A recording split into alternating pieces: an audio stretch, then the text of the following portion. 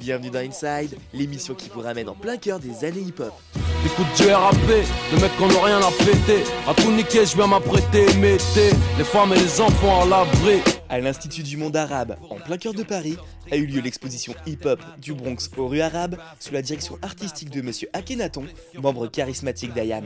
Quelques casse-pieds, ils kiffent la baston. Y'a plus de famille que d'ânes sous cacheton. L'occasion pour nous de vous emmener dans cette expo en compagnie de Elodie Bouffard, commissaire de l'exposition, et de replonger dans le mouvement hip-hop. Alors enfilez vos sneakers, prenez vos kawaii et sortez les ghetto blasters. Gong vous propose un voyage dans le temps. Nettoyer le secteur, je crache ma vision vue de l'intérieur. Je pose une bombe, une spéciale pour ton postérieur. À l'heure où le hip-hop est tantôt récompensé et tantôt critiqué, votre exposition permet de revivre les différents moments de ce mouvement. Pouvez-vous nous éclaircir sur la scénographie mise en place? On est sur 2 étages, donc avec une mezzanine qui nous permet de revenir sur le premier étage. L'idée, c'est de travailler sur le système de boucle. Donc c'est-à-dire que à la fin de l'exposition, on revoit le début. L'enjeu était de parler donc de 3 zones géographiques, les États-Unis, la France et le monde arabe, mais également de parler des 4 disciplines en fait, qui composent le mouvement hip-hop. Donc on voulait parler du MCing, du DJing, de la danse, donc le breakdance, et aussi du graffiti. L'idée, c'était justement de ne pas cloisonner au maximum et de croiser les regards. Pour beaucoup de personnes, hip-hop et rap ne sont qu'une seule et même chose. Alors au final, le hip-hop, c'est quoi? En fait, c'est vraiment pour ça qu'on a vraiment voulu faire une exposition sur le hip-hop et de mettre en avant vraiment ces 4 disciplines parce que justement, on est dans un cadre de richesse extrêmement large, mais c'est surtout qu'en plus, dans l'histoire même du hip-hop et justement de son, de son acculturation au niveau mondial, c'est souvent aussi par les autres arts en fait que ça s'est diffusé. Faut savoir que souvent en fait, c'est par la danse que vient le hip-hop. Prenons l'exemple de la France, donc au tout début dans les années 80, donc en 80-82, quand il y a vraiment le début du hip-hop en France, on a donc le début du rap qui apparaît avec des textes en français, et en fait on a une période creuse qui va arriver à partir de 85-86, et on va repartir vraiment à partir de 92 avec des groupes comme NTM, IAM, voilà, qui explosent. L'année du changement, 90, 1989, on a été les skis, car le bloc de l'Est est exposé sous la pression de sa jeunesse qui bouge, qui lutte, qui combat l'oppression, le peuple en action, voilà la solution.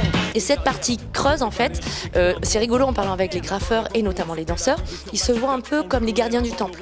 C'est-à-dire que la culture hip-hop, elle est restée chez les graffeurs et chez les danseurs, parce que justement, ces débuts du rap n'avaient pas du tout eu le succès escompté, ou en tout cas commercial et médiatique.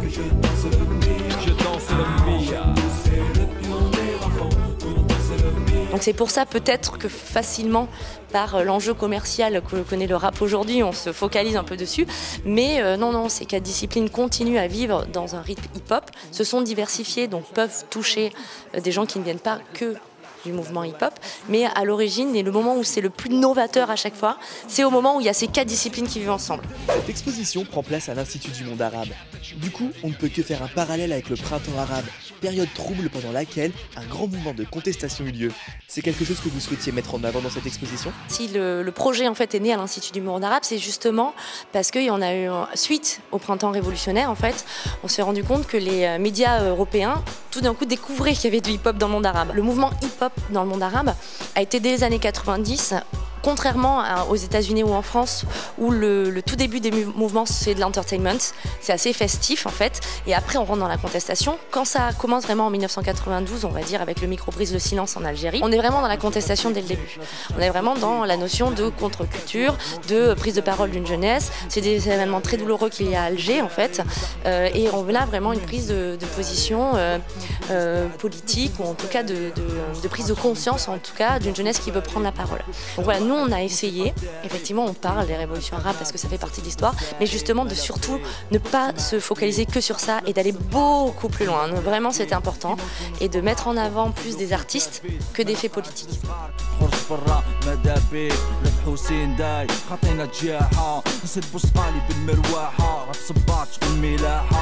Et comment s'est passée la collaboration avec Akhenaton, le membre iconique d'IAM? Alors la collaboration avec Akhenaton a été très bien, hein, vraiment très bonne. Akhenaton, c'était très intéressant de travailler avec lui parce qu'il fait partie des pionniers en fait. Donc c'est les premiers qui sont partis aux États-Unis. Il a travaillé dans des studios, il était là au tout début, donc il y a aussi cette richesse, hein, toutes ces histoires humaines hein, aussi qui sont faites de rencontres. Il y a aussi les débuts du hip-hop en France. Il y a aussi ce désir de décloisonner, de ne pas parler que de la scène parisienne. Donc c'était aussi intéressant d'avoir ce regard-là. Et surtout avec la qualité de Marseille, en tout cas, d'ouverture. Donc on a aussi beaucoup travaillé avec Imhotep. Hein. On a toute une installation de beatmaker, on a travaillé avec Imhotep. Parce que justement aussi la force de Marseille, c'est que par exemple, et de IAM notamment, c'est qu'à partir de la fondation de leur festival Logique Hip Hop, ils sont justement accueillis, ils ont été les premiers à accueillir justement, c'est des groupes algériens, marocains, qui venaient se produire en fait directement. Donc il y a eu des passerelles, beaucoup avec le Maghreb, et un intérêt aussi pour justement ces musiques-là, avec Imhotep en fait, qui est vraiment l'architecte musical d'IAM, et qui a aussi cette passion de recherche en tout cas dans différentes musiques populaires et musiques actuelles qui ne sont pas que liées avec un mouvement soul, jazz ou américain ou des standards français. Donc il y avait cette curiosité-là qui a ouvert aussi très rapidement leur répertoire et qui fait aussi certainement un peu aussi l'originalité et la force de IAM. Et donc Akhenaton était vraiment la personne adéquate par la curiosité, par son entourage et par aussi son histoire personnelle. Qu'un jour on verrait les étoiles, tu les as vues toi, avec un pied de biche en cagoule sur les toits. Les différences finissent vite balayées, les hommes ont fait en sorte que même les sentiments soient monnayés. On aimerait bien avoir votre avis sur le monde du rap en ce moment, et plus particulièrement sa relation avec les médias. En effet, il est courant de voir des politiques s'attaquer à des rappeurs suite à certains textes ou paroles prononcées lors d'interviews, à l'image du rappeur Booba et sa réaction suite aux attentats de Charlie Hebdo. Ils savent à qui ils ont affaire les mecs. Ils s'attaquent à l'islam, ils savent très bien qu'il y a un courant extrémiste.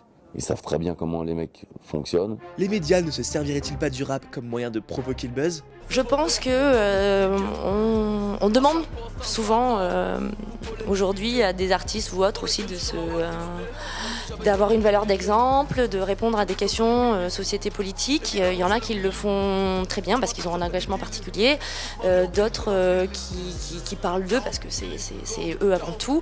Après, c'est compliqué parce que je pense que c'est un système et que chacun a trouvé son compte là-dedans en fait, et qui s'auto-alimente malheureusement. Voilà. J'ai une gueule à m'appeler Charlie. Réponds-moi franchement. T'as mal parlé, tout est fait plomber. C'est ça la rue, c'est ça les tranchées. Leur plafond c'est mon plancher.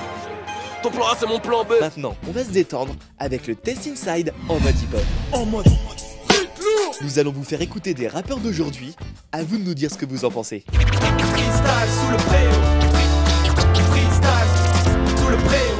C'est des gros adeptes de scratch. Ouais, d'ailleurs c'est pas mal du tout. Quoi, au niveau du son, les samples sont super intéressants. J'ai levé, normal, c'est midi. Je me pose devant la télé avec un bol de miel. Pop. Si c'est par la foule pour oublier que ton père est souffrant, opéré souvent, mais suffit d'un son trompette et tout change. Bon alors ça c'est beaucoup plus ma com que le premier, hein. Je vous cache pas. Ouais, Nekfeu, ok. Ouais, ok, Nekfeu, donc oui, je connais. Ce monde est dégoûtant, et de tout temps, je peux compter des moutons. Pour revenir, je suis en ciel, du sous-sol, je vois plus les arcs-en-ciel. Mon cerveau se fait la belle en embrassant des sucettes à cancer. Il m'arrive de me perdre, surtout depuis Marine Le Pen. J'aime bien aussi. Alors le flow il est complètement différent, mais je trouve vraiment pas mal du tout. Si pour des low-kill et que je te plante pour d'héroïne, pas tant pour l'érotisme, ici on rêve que les poules érotisent. Je suis un fourreur de chèques, elles s'arrachent le glisse, à croire que si j'amasse le bif, elles en profiteront. Super bon. Et je taille, c'est ce que les OG font. Mets-toi en position, c'est la guerre, tige, t'avertis que c'est dur, donc désert nous fait tes provisions. Yo le rap, meuf en string et Ferrari qui dérape. Je suis pas sûre que c'était que nous on a cherché à montrer, mais bon, ça peut être une autre conclusion. Hein.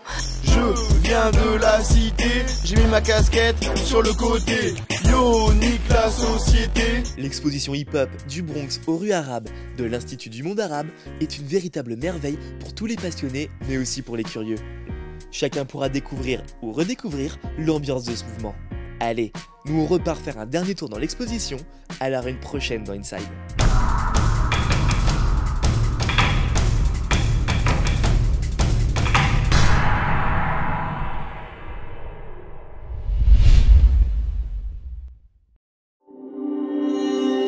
Bye.